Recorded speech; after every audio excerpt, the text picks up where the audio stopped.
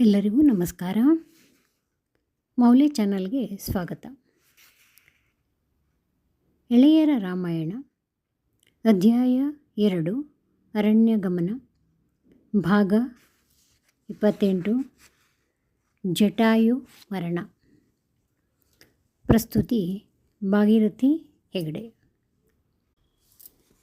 ರಾವಣನು ಸೀತೆಯನ್ನು ಎಳೆದೊಯ್ಯುತ್ತಿದ್ದಾಗ ಅವಳಿಗೆ ಒಂದು ದೊಡ್ಡ ಗೃಧ್ರ ರಾಜ ಕಾಣಿಸಿತು. ಆ ಪಕ್ಷಿ ಜಟಾಯು ಎಂದು ಅವಳಿಗೆ ಗೊತ್ತಾಯಿತು.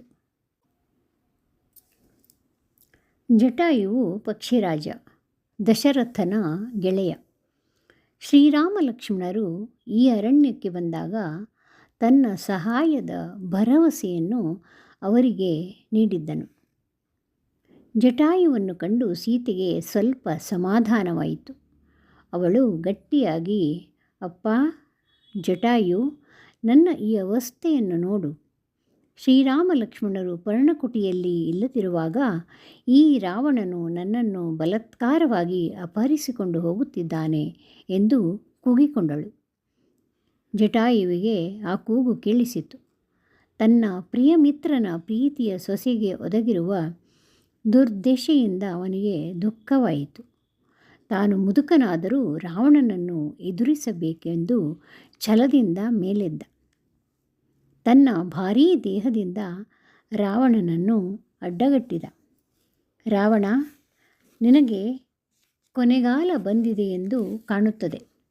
ಇಲ್ಲದಿದ್ದರೆ ನೀನು ಈ ಕೆಲಸಕ್ಕೆ ಕೈ ಹಾಕುತ್ತಿರಲಿಲ್ಲ. ಪರಸ್ತ್ರೀಯನ್ನು ಅಪಹರಿಸುವುದು ಅಧರ್ಮ. ಸೀತೆಯನ್ನು ಪರ್ಣಕುಟಿಯಲ್ಲೇ ಬಿಟ್ಟು ನೀನು ಲಂಕೆಗೆ ಹಿಂತಿರುಗು ಎಂದನು.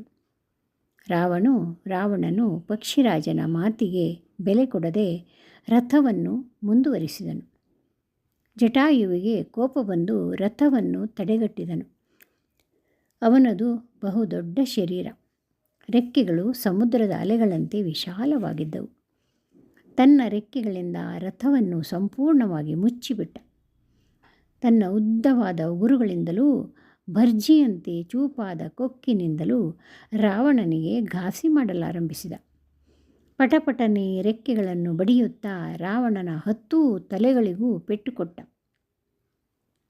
ಜಟಾಯುವು ಮುದುಕನಾದರೂ ಅವನ ಶಕ್ತಿ ಕಮ್ಮಿ ಇರಲಿಲ್ಲ. ಅವನ ಏಟುಗಳನ್ನು ತಡೆದುಕೊಳ್ಳುವುದಕ್ಕೆ ರಾವಣನಿಗೆ ಸಾಧ್ಯವಾಗಲಿಲ್ಲ.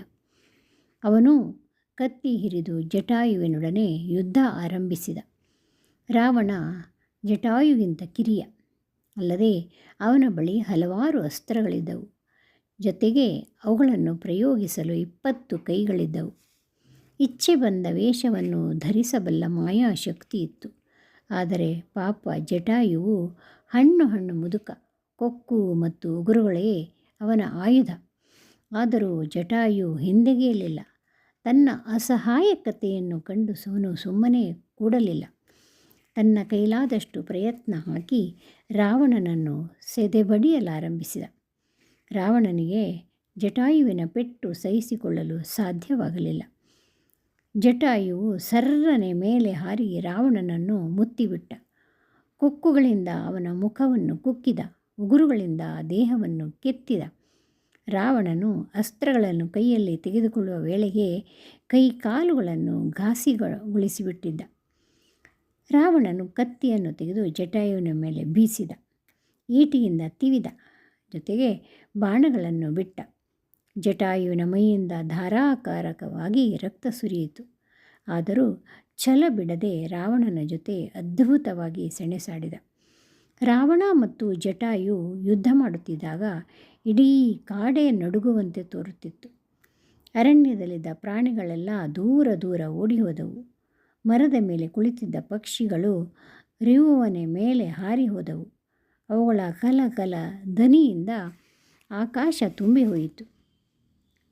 ರಾವಣನು ತನ್ನ ಕತ್ತಿಯಿಂದ ಜಟಾಯುವಿನ ರೆಕ್ಕೆಗಳನ್ನು ಕತ್ತರಿಸಿಬಿಟ್ಟ. ಗೃಧ್ರ ರಾಜನು ನೆಲದ ಮೇಲೆ ಬಿದ್ದ. ಇನ್ನು ಅವನಿಗೆ ಸೆಣಸಾಡುವುದು ಅಸಾಧ್ಯ.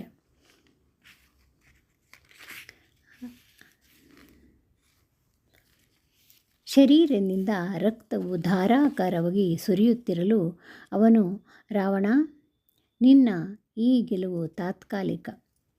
ಅಧರ್ಮಕ್ಕೆ ಎಂದೂ ಜಯ ದೊರಕುವುದಿಲ್ಲ.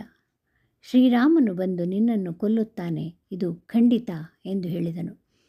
ರಾವಣನು ಸೀತೆಯನ್ನು ಎಳೆದುಕೊಂಡು ಲಂಕೆಯ ಕಡೆಗೆ ಪ್ರಯಾಣ ಬೆಳೆಸಿದ. ಸೀತೆಗೆ ಇದ್ದ ಕೊನೆಯ ಆಸೆಯೂ ತೊರೆದು ಹೋಯಿತು. ಅವಳು ತನ್ನ ದುರ್ದೈವವನ್ನು ಹಳೆಯುತ್ತಾ ಲಕ್ಷ್ಮಣನ ಮಾತನ್ನು ಕೇಳದಿದ್ದುದಕ್ಕಾಗಿ ಪಶ್ಚಾತ್ತಾಪಪಡುತ್ತಾ ಗಟ್ಟಿಯಾಗಿ ಅತ್ತಳು. ರಾವಣನ ರಥವು ಆಕಾಶದ ಮೇಲೆ ಹೋಗುತ್ತಿದ್ದಾಗ ಕೆಳಗಡೆ ಋಷ್ಯಮುಖ ಪರ್ವತವನ್ನು ಸೀತೆ ನೋಡಿದಳು. ಅಲ್ಲಿ ಹಲವಾರು ವಾನರರು ಕುಳಿತಿದ್ದರು. ತನಗೆ ಅವರಿಂದ ಏನಾದರೂ ಸಹಾಯವಾಗಬಹುದೆಂದು ಎನಿಸಿತು. ತಾನು ಧರಿಸಿದ್ದ ಆಭರಣಗಳನ್ನು ಕಳಚಿದಳು. ತನ್ನ ಉತ್ತರೀಯದಲ್ಲಿ ಅವುಗಳನ್ನು ಕಟ್ಟಿ ಕೆಳಗೆ ಹಾಕಿದಳು. ಆಭರಣಗಳ ಗಂಟು ಕೆಳಗೆ ಕುಳಿತಿದ್ದ ವಾನರರ ಸಮೀಪಕ್ಕೆ ಬಂದು ಬಿತ್ತು. ವಾನರರು ಅದನ್ನು ಕಂಡು ಆಶ್ಚರ್ಯಗೊಂಡರು. ತಲೆ ಎತ್ತಿ ಮೇಲೆ ನೋಡಿದರು. ಆಕಾಶ ಮಾರ್ಗದಲ್ಲಿ ವಿಮಾನವೊಂದು ಹೋಗುತ್ತಿತ್ತು. ಅದರಲ್ಲಿ ಒಬ್ಬ ರಾಕ್ಷಸ ಕುಳಿತಿದ್ದ. ಹೆಂಗಸೊಬ್ಬಳು ಅಳುತ್ತಾ ದೈನ್ಯದಿಂದ ಅವರ ಕಡೆಯೇ ನೋಡುತ್ತಿದ್ದಳು. ಹಾ ರಾಮ, ಹಾ ಲಕ್ಷ್ಮಣ ಎಂದು ಆರ್ತ ಧ್ವನಿಯಿಂದ ಕೂಗುತ್ತಿದ್ದಳು. ವಾನರರಿಗೆ ಏನು ಮಾಡಬೇಕು ತೋರದಾಯಿತು. ನಂತರ ಇರಲಿ, ಇದನ್ನು ನಮ್ಮ ಬಳಿಯೇ ಇಟ್ಟುಕೊಳ್ಳೋಣ. ಆ ಹೆಂಗಸು ಅಳುತ್ತಿದ್ದುದನ್ನು ನೋಡಿದರೆ ಆಕೆಯನ್ನು ರಾಕ್ಷಸನು ಬಲಾತ್ಕಾರದಿಂದ ಕರೆದುಕೊಂಡು ಹೋದಂತಿದೆ. ಯಾರಾದರೂ ಹುಡುಕಿಕೊಂಡು ಬಂದರೆ ಈ ಆಭರಣಗಳನ್ನು ಕೊಡೋಣ ಎಂದುಕೊಂಡರು. ರಾವಣನು ಸೀತೆಯನ್ನು ಲಂಕೆಗೆ ಒಯ್ದನು. ಲಂಕೆ ಬಹಳ ಶ್ರೀಮಂತವಾದ ದೇಶ. ಎತ್ತ ನೋಡಿದರೂ ವಜ್ರ ವೈಢೂರ್ಯಗಳ ರಾಶಿ. ರಾವಣನ ಅರಮನೆ ಇಂದ್ರನ ಮನೆಯಂತಿತ್ತು. ಬಿಸಿಲುಗಾಲಕ್ಕೆ ಒಂದು, ಮಳೆಗಾಲಕ್ಕೆ ಮತ್ತೊಂದು, ಚಳಿಗಾಲಕ್ಕೆ ಬೇರೆ, ಹೀಗೆ ಬೇರೆ ಬೇರೆ ಅರಮನೆಗಳಿದ್ದವು. ರಾವಣನು ಸೀತೆಗೆ ತನ್ನ ಸಮಸ್ತ ಐಶ್ವರ್ಯವನ್ನು ತೋರಿಸಿದನು. ಕುಬೇರನಿಗೆ ಸಮನಾದ ಶ್ರೀಮಂತ ತಾನು. ಆದ್ದರಿಂದ ಸೀತೆ ತನ್ನನ್ನು ಖಂಡಿತ ಒಳ್ಳೆಯವಳು ಎಂದು ಅವನು ಭಾವಿಸಿದ್ದ. ಅಲ್ಲದೆ ತಾನು ಹಿಂದೆ ಅನೇಕ ಯುದ್ಧಗಳಲ್ಲಿ ದೇವತೆಗಳನ್ನೂ ಸೋಲಿಸಿದ್ದನ್ನು ಹೇಳಿದ.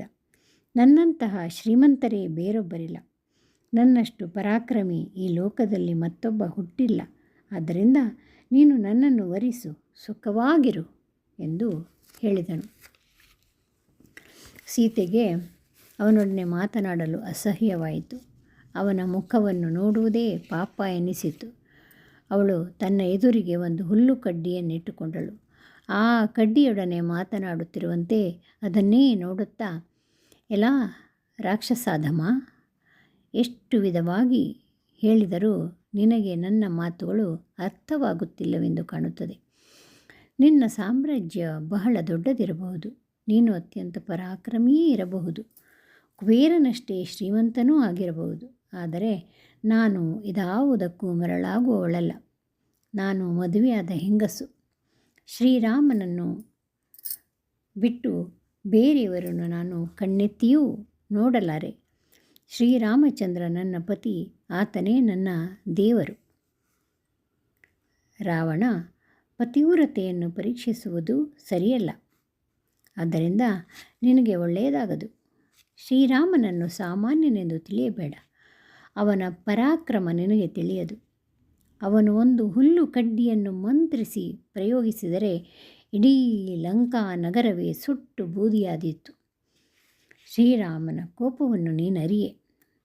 ನಿನ್ನ ಕೃತ್ಯದಿಂದ ನಿನ್ನ ರಾಜ್ಯಕ್ಕೆ ಅಪಾರ ಹಾನಿಯನ್ನು ತಂದುಕೊಂಡಿರುವೆ. ಶ್ರೀರಾಮ ಲಕ್ಷ್ಮಣನೊಡನೆ ಬಂದು ನಿನ್ನನ್ನು ನಿನ್ನ ಸೈನಿಕರನ್ನೂ ತರಿದು ಹಾಕುವನು. ನಿನ್ನ ಪತ್ನಿಯರೂ ವಿಧವೆಯಾಗುವರು.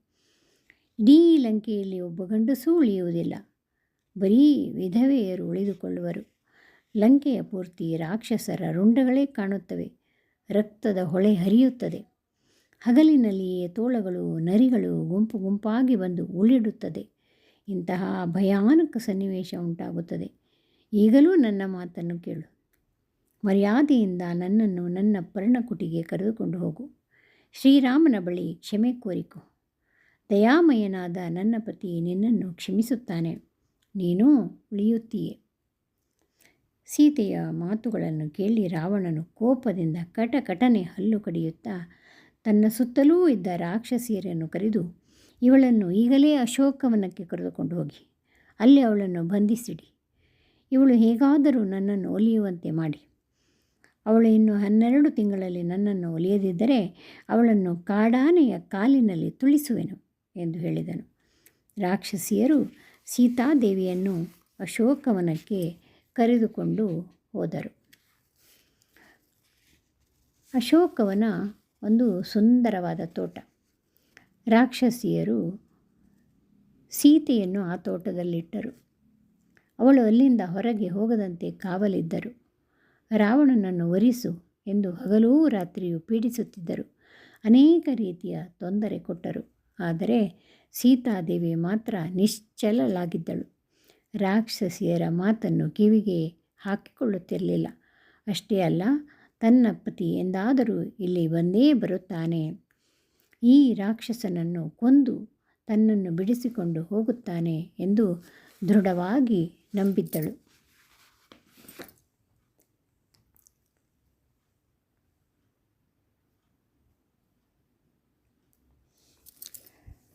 ಇನ್ನು ಉಳಿದ ಭಾಗವನ್ನು ಮುಂದಿನ ಸಂಚಿಕೆಯಲ್ಲಿ. ನಿಮಗೆ ಈ ಸಂಚಿಕೆ ಇಷ್ಟವಾಗಿದ್ದರೆ ಲೈಕ್ ಮಾಡಿ, ಶೇರ್ ಮಾಡಿ, ಹಾಗೆ ಸಬ್ಸ್ಕ್ರೈಬ್ ಮಾಡಿ. ಧನ್ಯವಾದಗಳು.